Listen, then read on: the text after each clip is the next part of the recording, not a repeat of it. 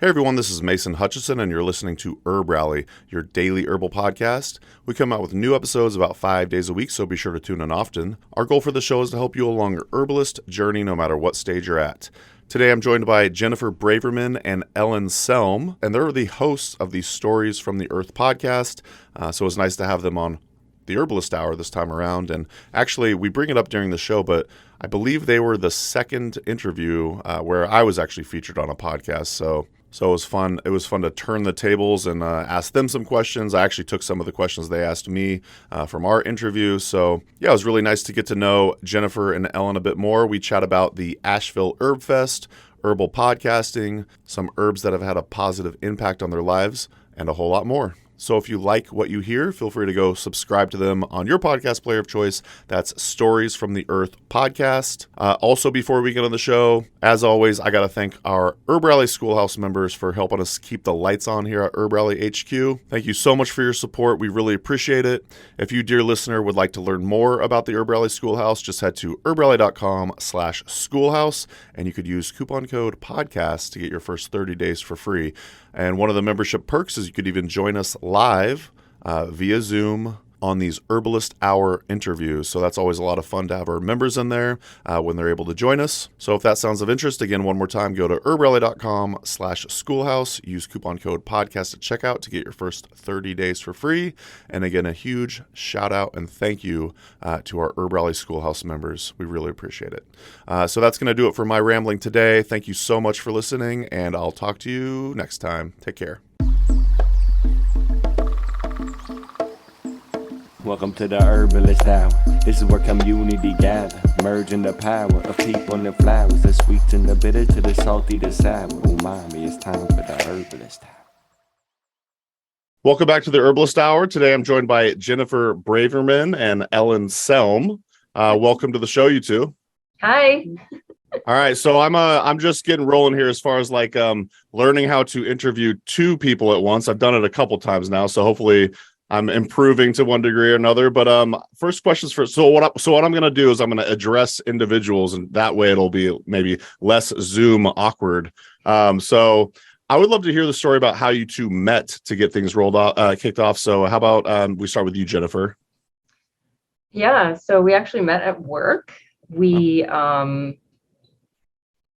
opened a brand new store of a large natural health food chain, and I was a cashier, and Ellen worked in the supplement department, and we met in the, I don't know, I checked her out. We sort of knew each other, though we never really talked. And we had one amazing meetup in the break room one day, and that was it, pretty much.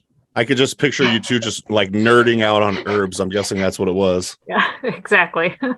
Anything you want to add, Ellen? I was just going to say, yeah, I believe it was an herbal conversation, or she overheard me saying something to somebody else based on, the department I worked in, and she chimed in about it. And then it was like, I see. Yes, you get it. Well, herb zone. And dear audience, I haven't said this yet, but they're the hosts. Jennifer and Ellen are the hosts of the Stories from the Earth podcast. Pause the episode now and go subscribe. So I'm curious about both of your herbal origin stories, if you will. So Ellen, how did you get into herbalism in the first place? It's kind of funny, actually. I grew up in Western North Carolina. The Appalachian Mountains are sort of nature's breadbasket for flora and fauna, and so that was always kind of near and dear to me. And then when I was 15-ish, trying to decide what I was going to be when I grew up, I managed to come across a book written by a Cornell trained veterinarian, but it was about holistic medicine for your dog and cat, because at the time I was I'm going to be a veterinarian one day. And when I read that book, I was like, oh my gosh, so much of this stuff also applies to humans. And so that just got me starting to read more about plant medicine in general and its application. And so over the years, it's been learning about it, historically and in practice. I several years later, early 20s, started going to a private school with a dual degree track in traditional naturopathy and herbalism as like a side concentration. That fell apart. Not my fault. Powers that be ruined it for everyone involved.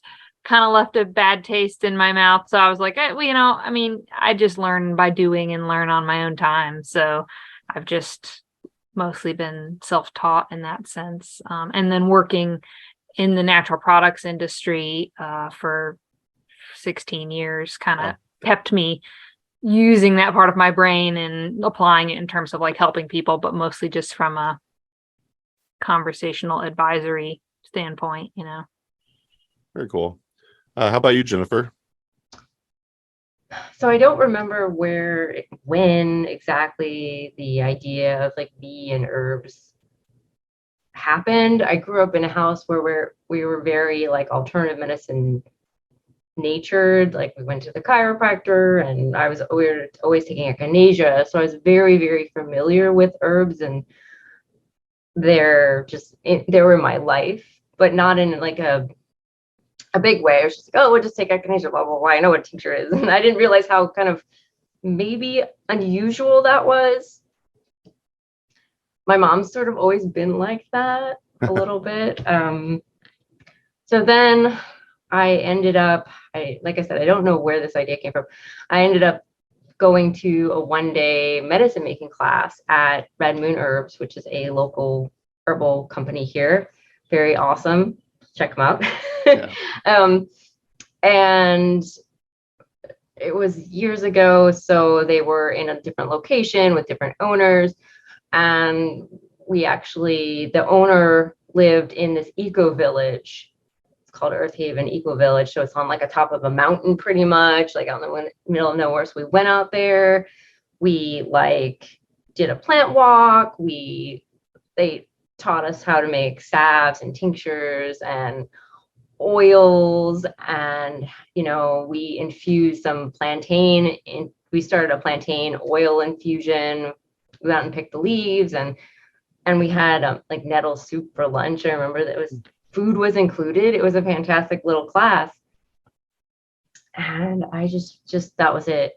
I was just like, and something, yeah, it just felt very familiar. It felt like, oh, like I'm home. This is what I should be doing more of this. And from then I started making like lip balm, and just ran with it. I felt like I just took the whole class and like, I don't know, absorbed it whole. Just so that's how I got my start. Yeah, I'm reminiscing on when I first got into herbalism, and that feeling that you get is just infectious, and you just can't stop learning and growing. Who have been some of your herbal mentors or inspirations, Jennifer?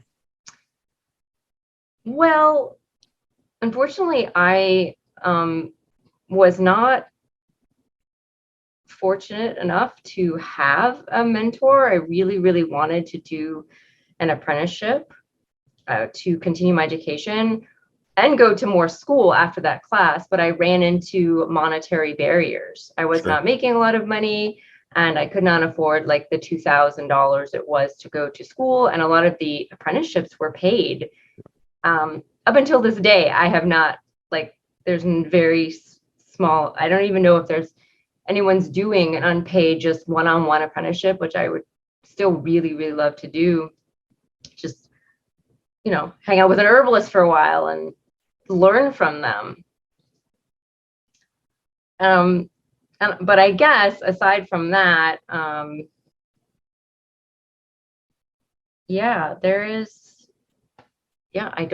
don't really have one. I guess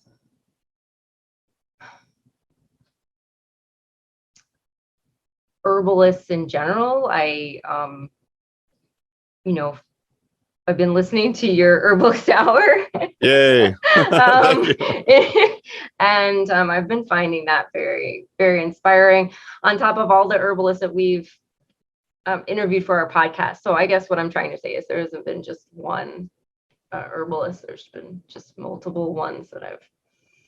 Yes, indeed. Yeah, there's so many great herbalists out there, and that's why it's fun. We get to do what we do, where we get to learn from the guests each episode. So, Ellen, do you have any, like, say, herbal, not necessarily even mentors per se, but people that inspire you in general? Or one of the first, I would say I'd give him credit just because it was some of my first exposure to works that were very detailed and thought out.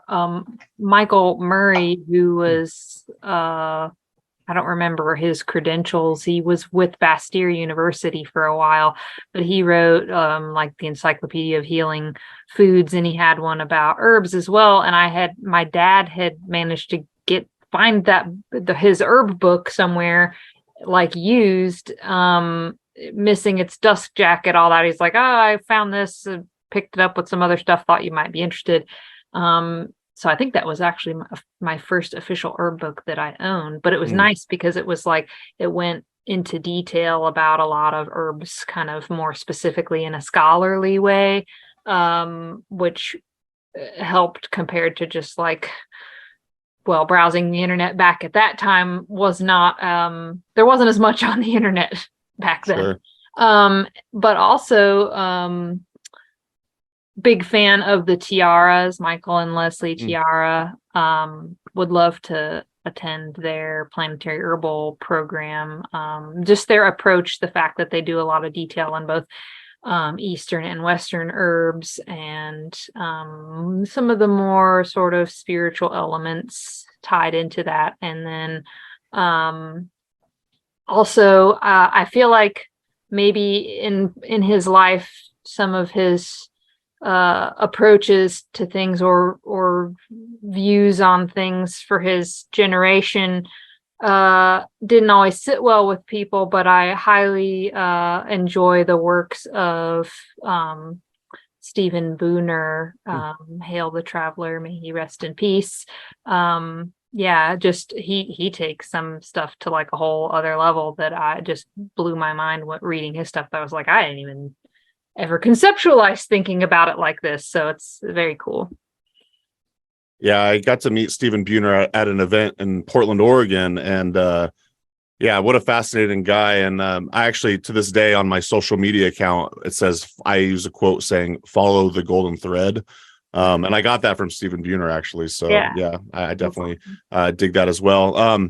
Curious, let's talk about the podcast. So Stories from the Earth podcast, you're both hosts. But I want to say, Jennifer, you kind of started it, and maybe Ellen came on later, but I won't spill the beans for the audience. I would like to hear you and Jennifer, like, tell the story about how the podcast started, the inspiration behind it, and all that.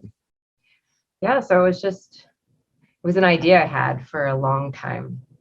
I want to talk to herbalists because I knew that there were many different ways of being an herbalist, and I was just really curious about those ways, and I felt like I wasn't hearing the herbalists talk. Like, I don't know, I felt like there was a need. Yeah. And I was curious. So that was the original idea, is just to interview the herbalists and hear their stories. And I was very interested in how one also works as an herbalist, and what were the options available, all for me, because I was, again, I don't know quite how to proceed on this herbal path. And I thought, yeah, people might also want to know. It took a few years. And then when I finally asked my friend, Deanna Rose, she's a herbalist locally here, because I wanted to ask her because she makes me feel very comfortable and calm. And I'm like, I'm going to interview people. I'm going to be nervous. I've never done this before. I've read half an how to interview book. That should be fine. Okay. Let's go. And so we did the interview. She's like, So I asked her and she's like, how about Tuesday? And that was like a week. And I was like, okay, fine. Tuesday it is. So it was like 4 years. And then suddenly it was a week away. Wow. So we started out doing it live on YouTube.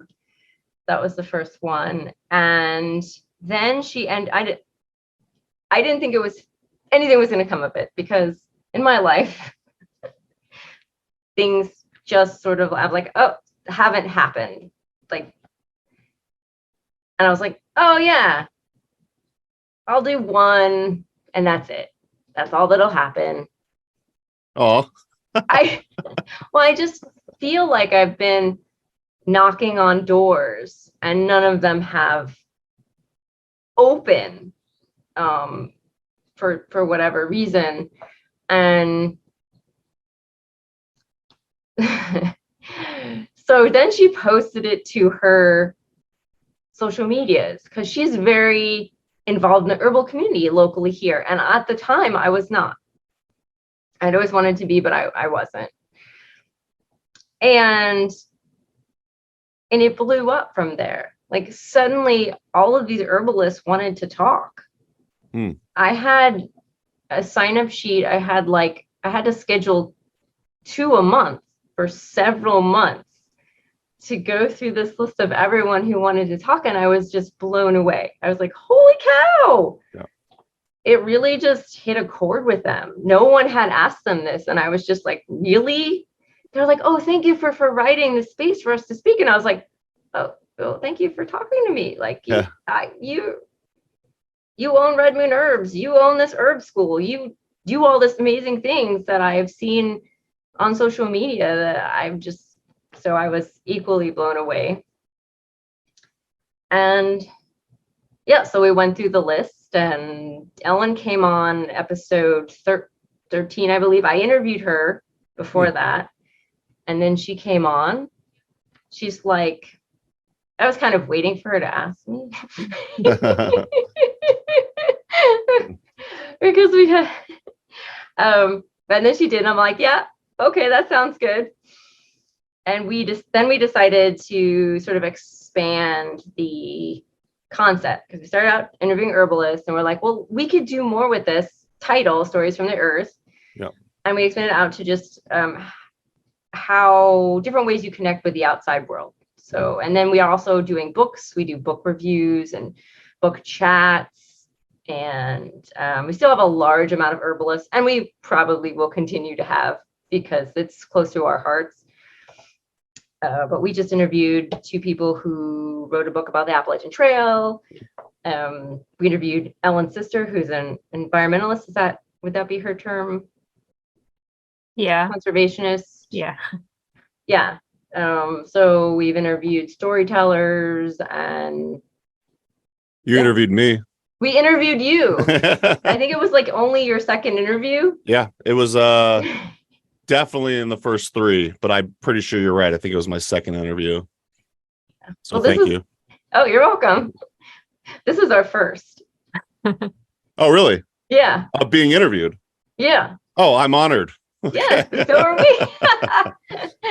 It's like, what does he want to talk to us about? We're the people that talk to the people, and now he's the person that talks to the people who talks to the people. I'm the person that talks to the people too. Yeah, so here we are. We're all just talking to the people. Herbalist podcasters. Did you have anything you wanted to add to that, Ellen? Or I thought whenever Jennifer had told me about it, and then she told me the title, like all the wheels started turning in my head, because I mean, she and I, whenever we're together, are just pretty much constantly spitballing ideas. Cool. Anyway. And then I had been reading a lot of stuff relating to storytelling and myth, and sort of connecting to place via those sort of archetypes and stuff, like with Joseph Campbell and Martin Shaw and Paul Kingsnorth. And so people who were very poetic in their writing, but also very nature-based thinking.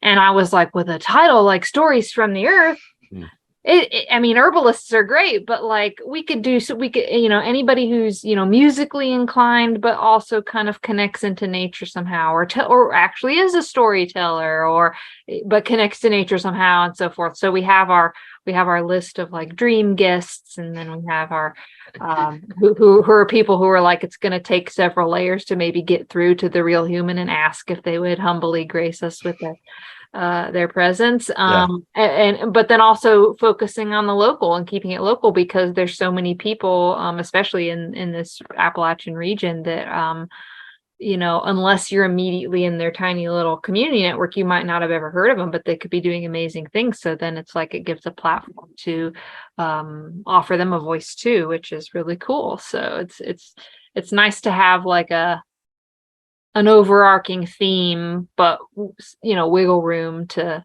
play around with it too. So it's been a lot of fun. I love that. And I want to say Asheville, North Carolina probably has the most herbalists per capita than any other city in the US. It's got to be up there. But yeah, I really love that it's not just herbal centric per se, but you could then express your interest in all these different areas of the natural world. And, I kind of pigeonholed myself with the herbalist hour, but I was just talking to my dad the other day. My brother is not an herbalist whatsoever. But I still want to have him on the show anyways, because why not? So I'll probably reach out or expand out a little bit and try to get other random guests on the show just for funsies. And to be honest, like one of the benefits of having a podcast is you get to then later, like selfishly go back and kind of see where you were at in that time, and just the interesting conversations with the people you had. So y'all just hit 50 episodes. That's awesome. And I want to say it's been at a rate about every 2 weeks. Is that still kind of the thing? Every 2 weeks?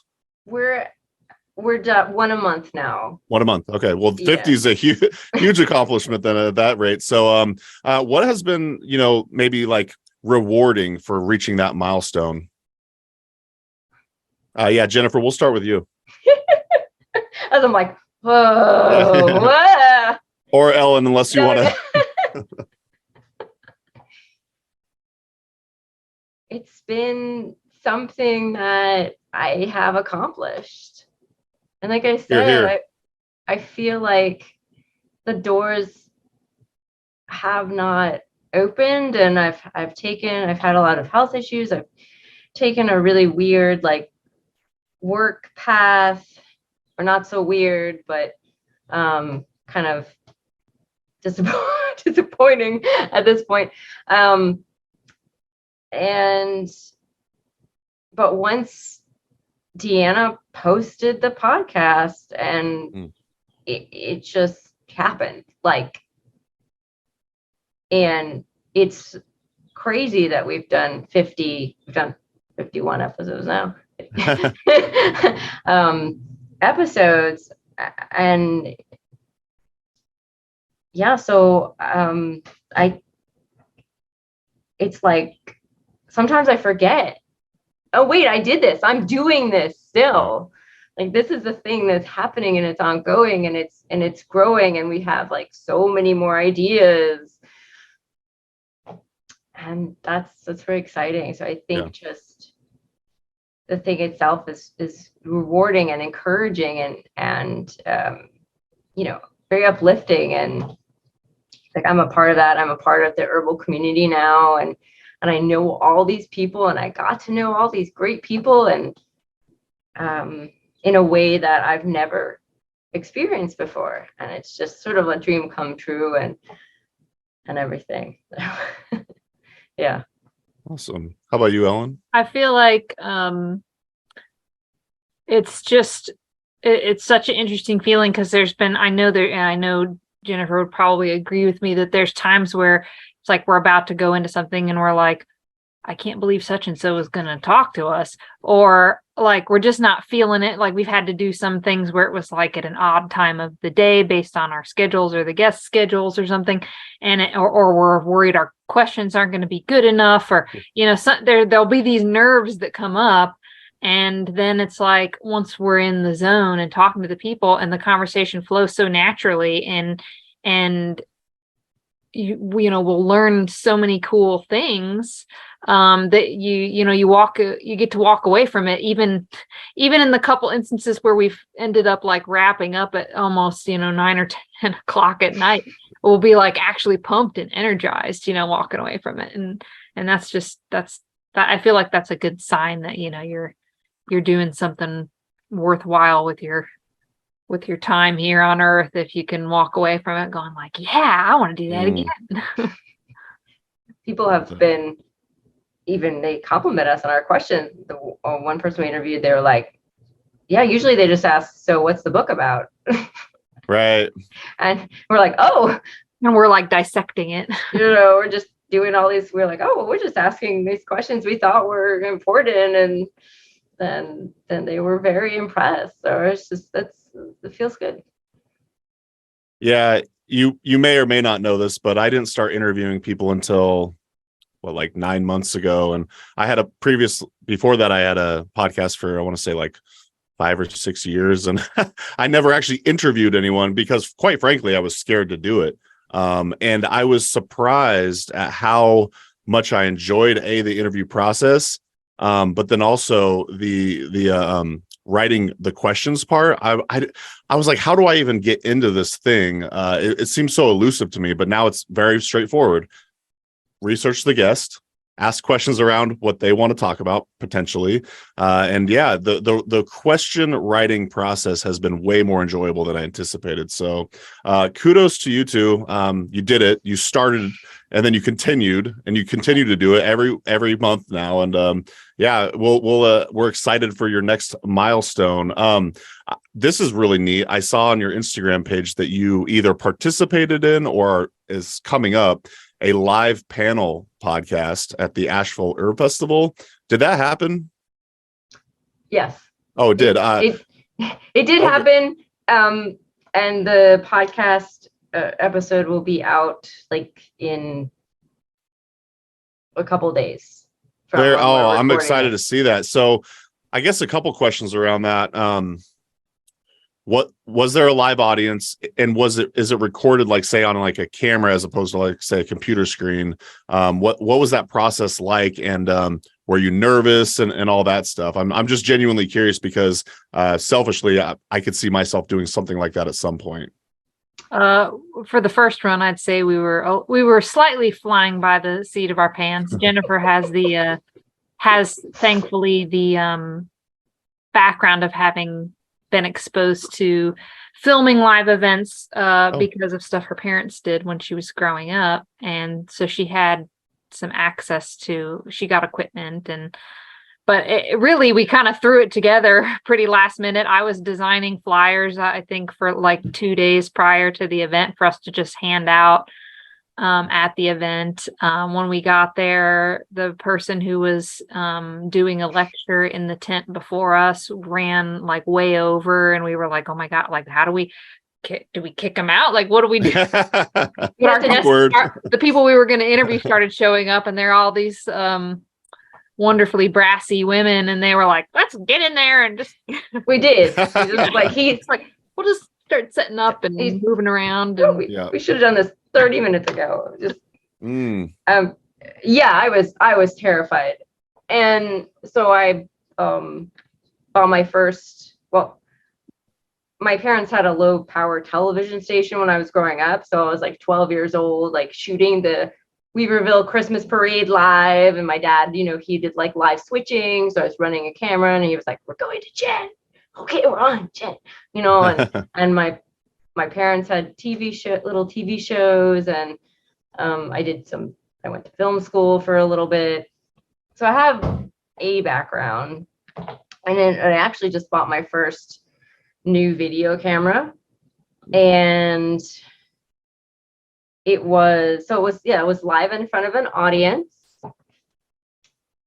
and we had 4 amazing women who were also vendors, and it just was amazing how it came together, because I was like, I want to do this thing. Yeah.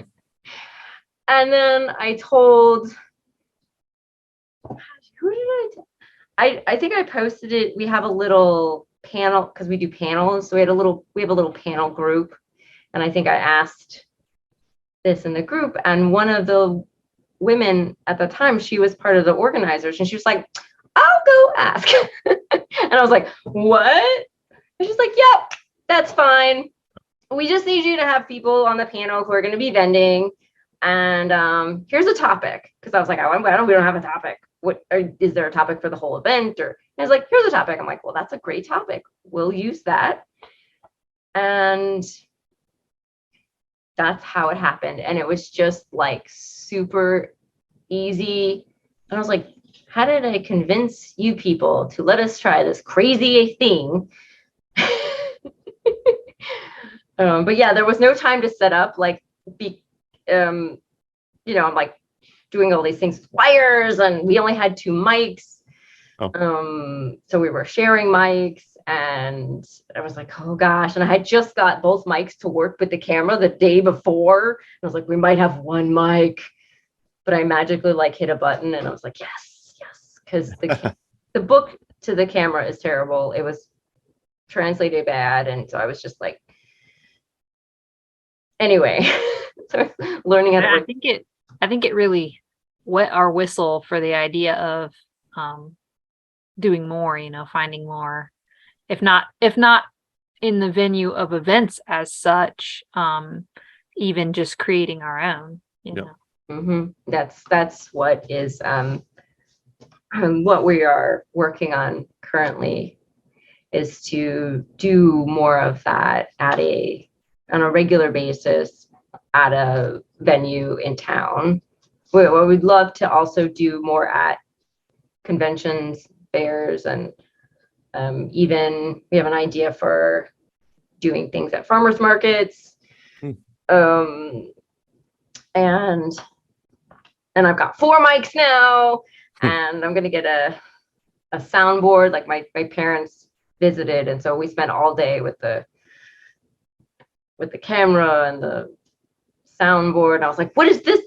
His dad's like, I'm gonna give you these wires, I've got so many wires. And I'm like, what's this one do? And a little sound crash course, because I've never really dealt with the sound part. And I was like, if we're gonna have like 4 or 5 people, we need more mics.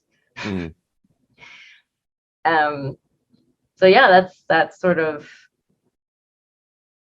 so that's how that happened. And then I think we were also planning on going into the herb festival and like talking to the people who are vending and stuff like that. But that part quite didn't happen yet. But this time, because we were so tired, and but I think that, I'd love to do more of sort of that thing. So I've got a lot of ideas, too many ideas, maybe.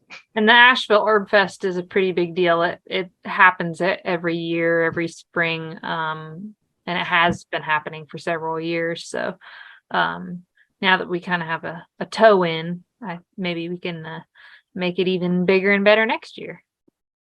Was there actually onlookers? Like, were people in the audience listening in live? Yes, we did have some people. Cool. The guy before us had more, but yeah, I'm just kind of curious, because that would definitely add to like the nerves, I suppose. But I guess once you're kind of in the flow, it probably kind of just felt easy. Yeah, and I think it helped that each of the women on the panel we've talked to before, For sure. And they are familiar with what we do. So once we kind of got in that groove, that helped.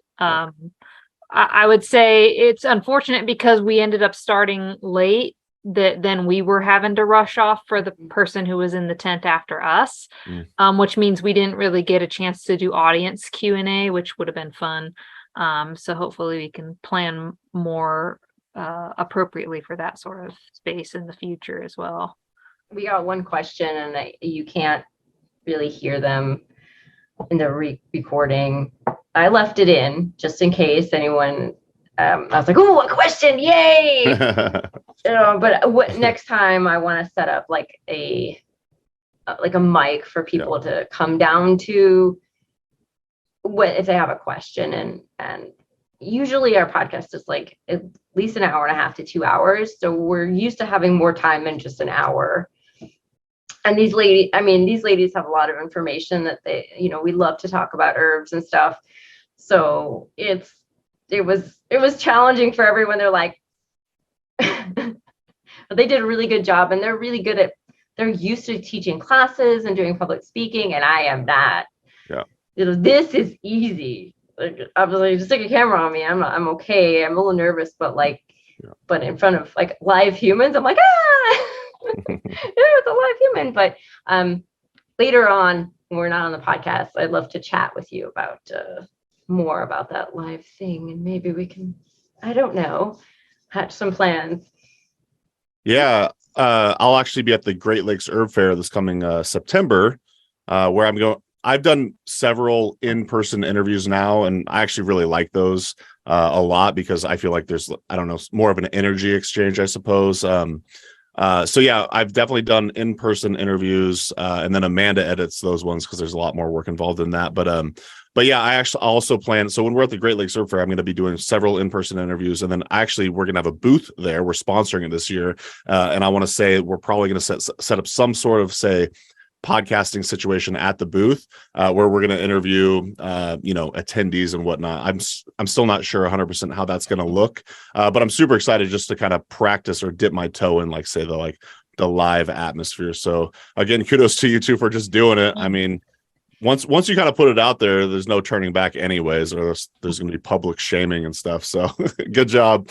Yeah, I was curious. You said the Asheville Herb Fest is a kind of a big deal. I just kind of want to know, what is it like? Is it a weekend long thing? Is it a day thing? Is it a free event? Like, what does the Asheville Herb Fest look like?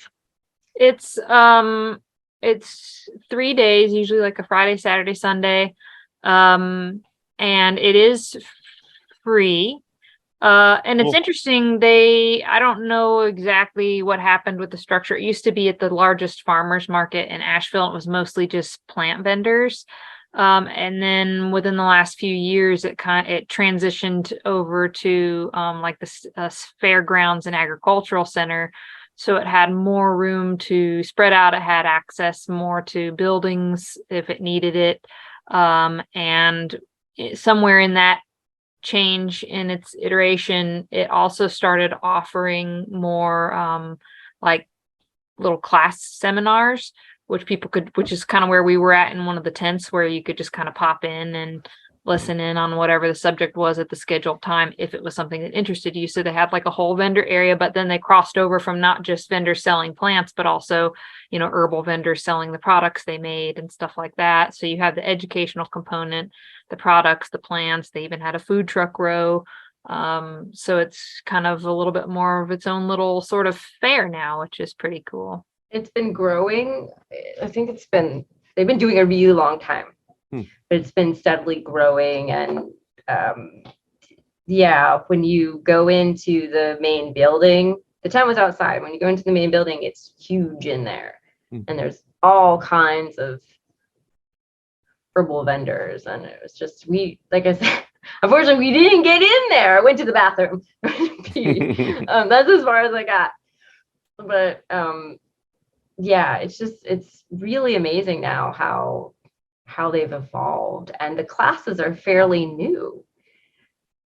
So I'm pretty excited. So maybe at some point we'll get inside and do classes. I don't know if there's real space for that, but yeah, right now it was in a tent. So yeah, that's an event I have not been to yet. I've been to lots of herbalism events, but that's definitely one I'm going to have to check out. Amanda and I definitely want to make some sort of Asheville trip at some point anyways. I'm not sure if you two know or not, but I just moved to Wisconsin, and we live in a city called Appleton. And speaking of putting things on wax so there's no turning back, I do want to eventually someday create an event called the Appleton Herb Rally, which I think would be a lot of fun. I haven't organized an event in a while, and I think I'm finally starting to feel comfortable doing it again, because for 11 years I organized events for Mountain Rose Herbs, and I think it's becoming time again to maybe start doing herbal events, but we shall see. So switching gears a little bit, I went back to my old emails with Jennifer, And you wrote down a bunch of questions for me, and I kind of want to turn the tables back at you, and just ask you some of the same questions. So, and we should probably also talk about herbs at least a little bit in the herbalist hour. So, name one herb that has impacted your life in a positive way, and what ways has your life been improved by that herb? And Ellen, we could start with you, or we could buy you some time. I would say the first herb that I really had a personal affinity to was thyme. And I think it's because ever since I was a little kid, I've always struggled. I've had like lung challenges, and thankfully nothing so bad as like asthma or anything. But it's like if I get sick, it goes straight to the lungs. I had bronchitis, it feels like every year, twice a year, whatever, growing up. Yeah, I mean, who's so fond of having to drink a bunch of nasty cough syrup, right? Right. And the first time I ever had thyme and how quickly it works, some herb things, take a little while to build up in the system, and I'm a fairly patient person, so I get that. I understand enough about how the medicine works to give it the time that it needs, but time just worked so fast for me that it was like undeniably like, oh my gosh. And I really like to cook and kind of think of myself as like an intuitive chef, in the sense that like I've always been very good at cooking and figuring out how to mix flavor combos and things like that, just by how it smells or something like that. And thyme, of course, is a pretty common cooking spice as well. So the fact that it very readily has that sort of crossover made it very applicable in a lot of situations. But yeah, thyme leaf, just drying everything up and making you feel like yourself again, is pretty magical. Amen. I would have to say, I guess, willow bark. So I have 2 chronic illnesses that have a lot of inflammation, and one just cannot take aspirin long term. So that, combined with like a lot of turmeric, has really, really helped me out. And also valerian, and I like oat as nervines to help just sort of calm the system down. And oat is something that I've fairly recently picked up, and I was just like, ooh, yeah. Which one was that? I missed it. Oh, oat. Gotcha. Yeah. And that's probably what I talked about during our show too. You might have. I think I did. I've heard you talk about oat before. I don't yeah. remember if it was like on another podcast or like on ours. I probably talk about it every podcast, but yep. Yeah. It's such a nice, cozy herb. Totally. It is. And one that I really like, it just is mugwort. I don't take it as a tea or anything. I think most people, I don't know how most people use it, but I like to make smudge sticks from it. And I just really like how, as like an alternative to sage, it's sort of considered like the sage of the South or something like that. It has a kind of a similar action, and I just love how it smells, and I do find it very comforting. And it was one of the first herbs that I just started like drying and discovering that there it is over there, recognizing where it grew, and that whole soccer field is full of it. Okay. It's on the side of the road. So those are some of the herbs that I use every day, and they really help me out. Love it. Well, I definitely remember this question. There are many ways to be an herbalist. What is your idea of who an herbalist is and what an herbalist does? Jennifer, you want to take that one first? So broadly speaking, I think it's just anyone who does anything with plants and has a love for plants. Like, and even if you're just going to the health food store and using tinctures, you're not making them, you're just using them, but you, or, you have a little container garden with some mint and some whatever, lemon balm and things like that. So I think it's very broad. Personally,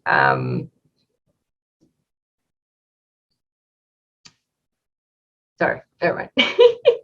That's great. I think I was going to go on a little tangent there. Well, I think I might. Do you want? Maybe where Jennifer was kind of going with it, because I think she and I both have had discussions before about sort of struggling with herbal imposter syndrome, where it's like, I don't know, you get this vision of the Baba Yaga out in the woods or something, and it's like, who am I?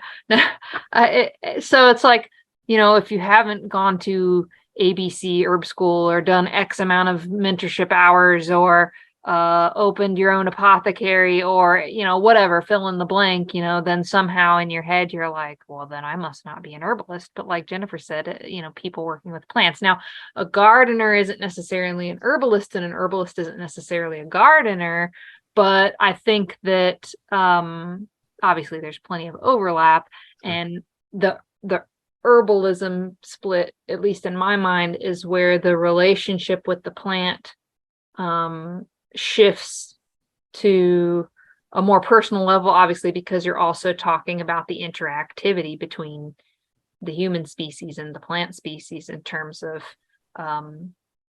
use, sharing the properties of what it's capable of and so forth.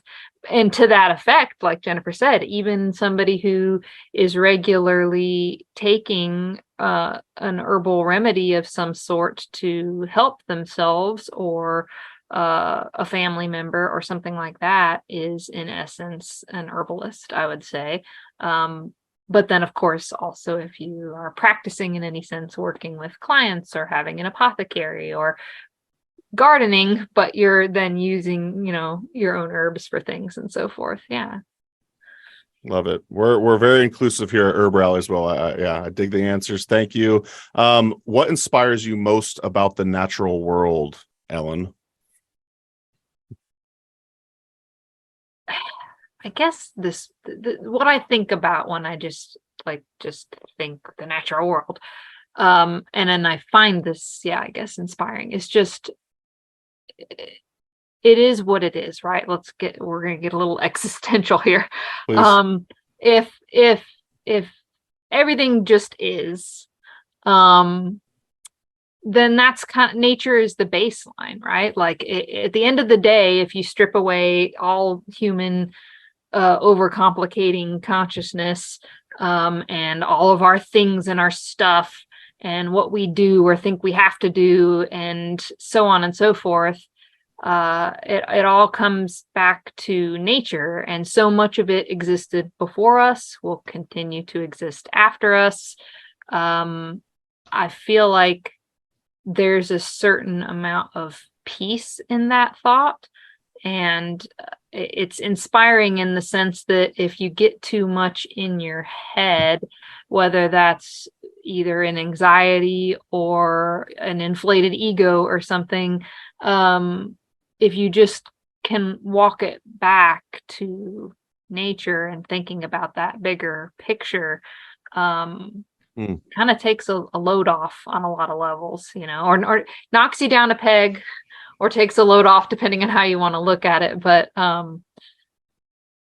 yeah, it's kind of helps ground you and reframe things a lot. It's a good. Yeah, I just want to comment on that before we switch over to Jennifer as well. Thank you for sharing that. And it got me thinking, when I was really struggling with, say, depression in my teen years, one of the things, and this is probably going to sound cliche, but one of the things that really helped me kind of get my ego in check or not feel so much anxiety was looking at the stars, which obviously is a part of nature, and just kind of feeling, you know, infinitely small and kind of insignificant, which might sound kind of depressing in a way as well. But no, I think I was able to look at the bigger picture, and it kind of it really helped me out a lot. And I vividly remember doing that intentionally just to kind of recenter myself, if that makes sense. Oh yeah.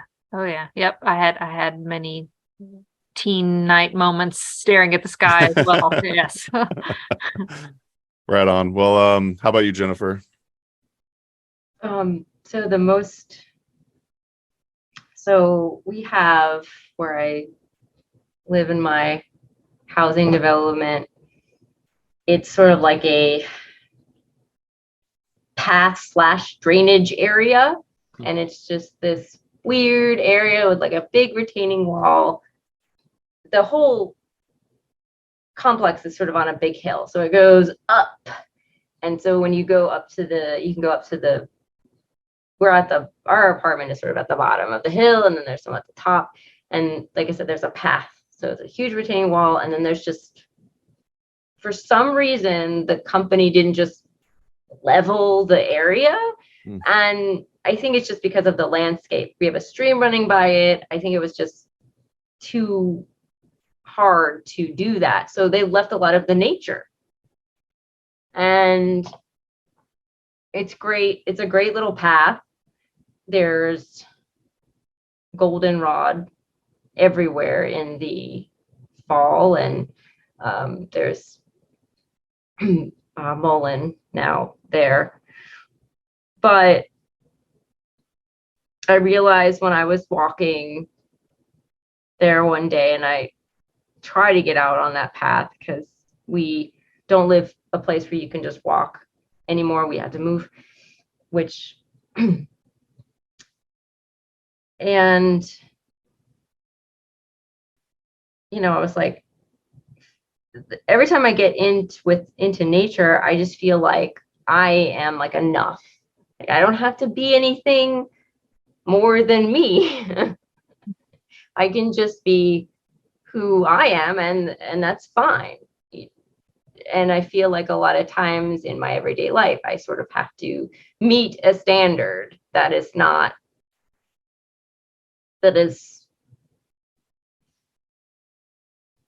extra. I don't know, but meet a specific standard, and I don't have to do that. I don't have to try to be more organized. I don't have to try to be like faster. I don't have to try to be on time anywhere. I don't have to I can just be like, and it seems like, you know, the nature, if it was like an entity called nature, that it was like, yeah, you're cool, whatever. We're good with that. We like you just as way you are. And I'm like, oh. So I feel like that's my main takeaway, and that's very comforting, and it's good to remind myself of that when I get too stressed out and everything else. And so yeah, when you're out there in the woods, say you're not seeing billboards advertising some sort of product making you feel like you don't have something or you need it, or nature's very giving in that way. It's you are who you are when you're out there on the trail. So or not the trail, just out there. You mentioned earlier on your podcast you do book reviews, which I think is a really fun idea. I saw one that you covered was called Confessions of a Recovering Environmentalist. I was just curious. I love the title. If there's any like key takeaways from the book that you could share with the audience, and Ellen, we could start with you. Oh wow, I had to get. You had to pick the hardest one. That's the first one. That's the first one where the book is, and it's not even a huge book, but it's so dense, poignant that we have divided it into, the book itself is divided into 3 sections. So we've done a book review of section 1 and section 2, and section 3 is an upcoming episode, because it just requires that much digging into that we had to treat it that way. But yeah, definitely it was the title that grabbed us as well. And I had read other things by the author Paul Kingsnorth and liked his style of writing and way of thinking. And then this kind of was out of left field a little bit. I feel like in terms of the title, like I didn't think it was like similar to other stuff he'd written. Now that I'm reading it, I think it is, you kind of see his personality in it. But gosh, big takeaway. I mean, it's one of those books where it's like, it's so relevant for now and for our future, like so much of what's discussed in it. But it's also one of those books where you're feeling like, because it's not a recent book of his, and the stuff he's talking about having done in the book and the time period he did it in was even further back from when he published the book. So it's like one of those kind of things where I'm sure he himself feels like, oh gosh, why do we still have to be talking about this stuff? Yeah. So it's like you feel good that it's like prescient, and then at the same time you feel like, oh, I wish we weren't still having to have these conversations. Yeah, I hesitate to go more into it than that. People are just gonna have to listen to the episodes because man, there's a lot of meat there. There's a lot of meat there. Yeah. That was a pretty recent episode, yeah. Within this year, we've done part 1 and part 2. Yeah. Yeah, we started out the year with part 1. I was like, we're starting out this year at a serious nature. Yeah. It's I would say that it's definitely broadly about nature and our connection to it, and but it's a lot more than that. It's great. It's like one of those books where you've had the thoughts and then you read someone who's had the same thoughts but yet has more eloquently said it, and you're like, dang it, you're so smart. And then you feel like, oh well, maybe I'm not crazy because there's actually somebody articulating this in print form. Yeah, so I would definitely recommend everyone checking out the episodes, and if you get to past episode 2, yeah, we are doing it the third one, so probably this fall. I'm not sure. We gotta do the third one. Yeah, you got to tie a bow on it. Right on. Well, we're just about an hour here, and just kind of a question to get to know you two a little bit better. What's a hobby of yours, random hobby outside of the realm of health, wellness, herbalism, all that stuff? Jennifer, if you want to go first. Oh, that is my hobby. Yeah, exactly. Probably like video games. Nice. Yeah, I What kind of games? I like RPGs, so role-playing games. I like things like Stardew Valley, so it's a farming simulator, like if you played Harvest Moon. My daughter plays that game. Okay. Yeah. Yes. So I'm not a huge fan of like the gun ones. You're not playing Mortal Kombat? I'm not playing Mortal Kombat. I might be playing Final Fantasy, has swords. Sure. So not opposed to combat, but just you're not gonna see me, play Call of Duty or anything like that. But yeah, so definitely I'd say video games. There you go. How about you, Ellen?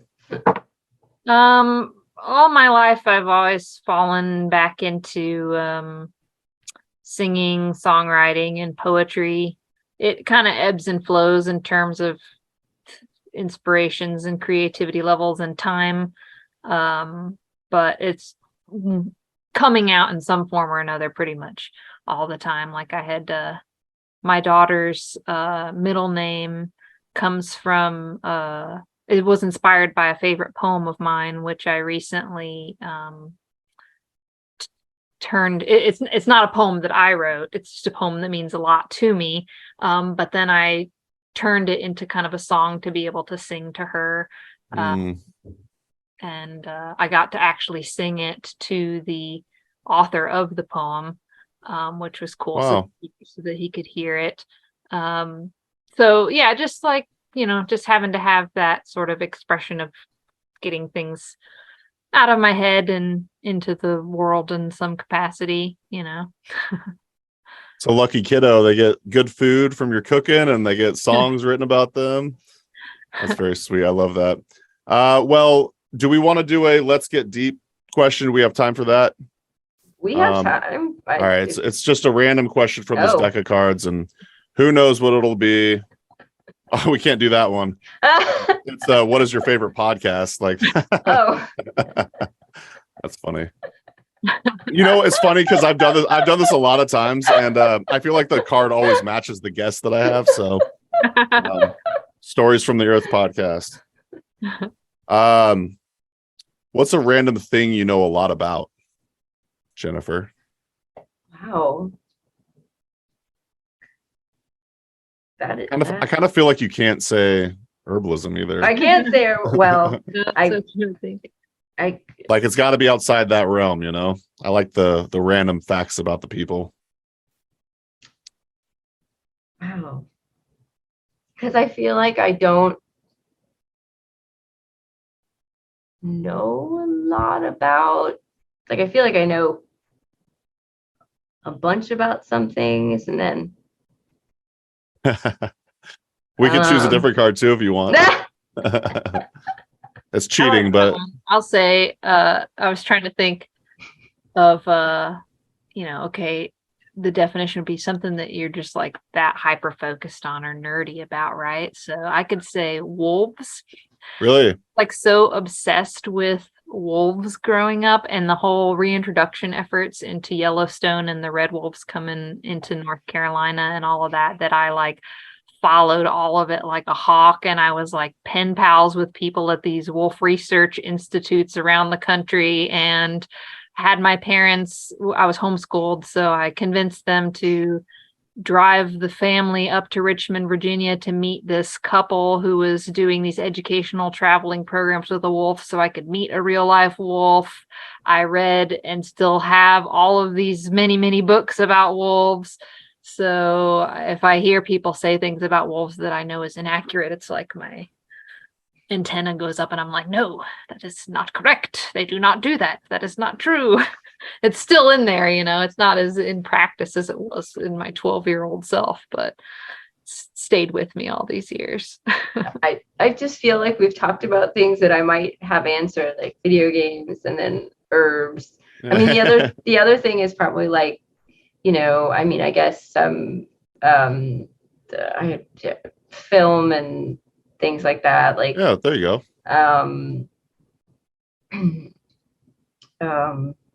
But I guess because I went to film school and got pretty nerdy about it. That's been a little while. I'm sort of on this journey of relearning and learning more and picking up some stuff. But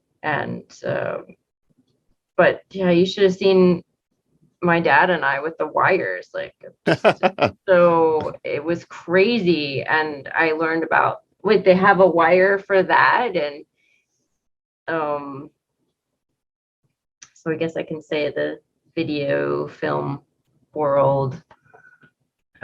Yeah. Yeah, that's a totally acceptable answer. And yeah, I think that's pretty cool, to be honest. And Ellen, also, I interviewed the owner of Mountain Rose Herbs, Sean Donnell, and I want to say his answer was also wolves. It was definitely related to ecology, and that's just kind of funny that you said the same thing. By the way, is that pillow? Is that a wolf or a fox? I can't tell. That's a fox. Okay.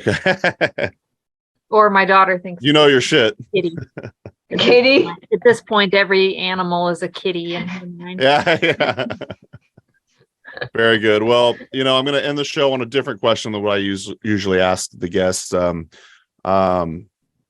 Actually, this was borrowed. By the way, yeah. So, dear listener, the last, I want to say 4 or 5 questions were they were directly stolen from the Stories from the Earth podcast, the ones you asked me. And this is kind of just a similar one. So, going forward, what is your dream for Stories from the Earth? How do you see Stories from the Earth evolving? And I'll let either one of you take it.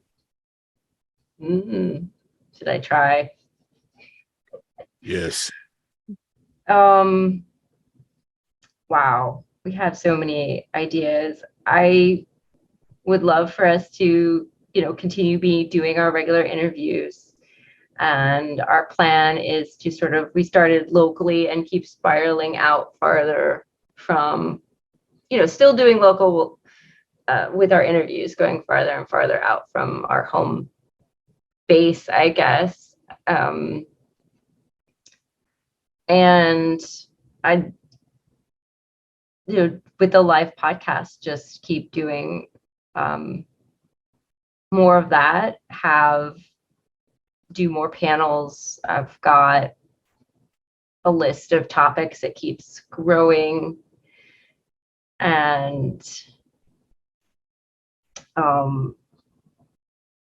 really being able, the idea with the live panels was not only to sort of get together in person, which is cool and different, but also to connect with the audience, because when you're just here on the podcast talking like this, you're not seeing the people listening. Totally. You're not interacting with them unless they email you or something like that. And I thought it would be really, really neat to have more of an interaction. Some of the podcasts I listen to, I was inspired by them. They're bigger and they go on tour and stuff like that. And I was like, ooh, what would it do? Let's go do that. And so just doing more of that's just in its baby stages. I want to do more maybe little mini documentaries, going and following these herbalists and in their daily life, just going to their farms and showing everyone what they've been talking about on the podcast. Just more of an evolution of that, getting in as I'm learning more about making those types of videos. And being able to quit my job because people love us so much that they'll support us on Patreon, so I can do more of what I'm passionate about. Definitely, that's definitely something that I would like to see happen. Okay, Ellen, jump in. Oh, gosh, I've got lost in my along for the ride. You're ideas. He's the one that's been texting me, at midnight, oh, and what about this? Oh, and what about that? So yeah, I think we've got a lot of things cooking up. It's just a matter of plotting it out on a timeline, but it should be exciting. More collaborations. I think the big thing is just keeping it fun, if it's not fun, then why not, why would you be doing it? So right now, absolutely, yeah, we're having fun. Right on. Well, thanks, you two. Thanks for joining me on the Herbalist Hour. Also, thank you for letting me be on your show for the second episode, or I'm sorry, not the second episode, my second podcast. It really helped me kind of feel more comfortable behind the mic and behind the screen. And yeah, Jennifer, I agree. The interaction with the audience is so important. We've had a few HerbRally Schoolhouse members join on a few of the conversations now. And that's just always so fun. Even if it's say one person there, 4 people in there, they will sometimes, participate, ask a question or whatnot. And I feel like it really does kind of make the podcast environment a lot more enjoyable. So right on. Well, thanks you both for joining me on the Herbalist Hour. Dear listener, please go subscribe to Stories from the Earth on your podcast player of choice, probably what you're listening to this on. That'd be my guess. But anywho, thanks you two. We'll see you in the next. Yeah, right on. Well, we'll see y'all in the next episode of the Herbalist Hour. Take care. And that's going to do it for today's episode. Thanks so much for listening to the HerbRally podcast. If you'd like to hear more from us here at HerbRally, we now have a text message community, believe it or not. Basically, it's just updates from us. We send about 1 to 7 texts per week, notifying you about new events, videos, courses, podcasts. You get the idea. It's pretty much like our email newsletter, just in text form. So if you'd like to receive text messages from HerbRally, just text JOIN, that's JOIN, to the number 541-256-2895. Again, that's JOIN to number 541-256-2895. And to stop receiving text, that's easy too. Just text STOP to the same number. It'll opt you out immediately. Okay, thanks again for listening. Have a great rest of your day.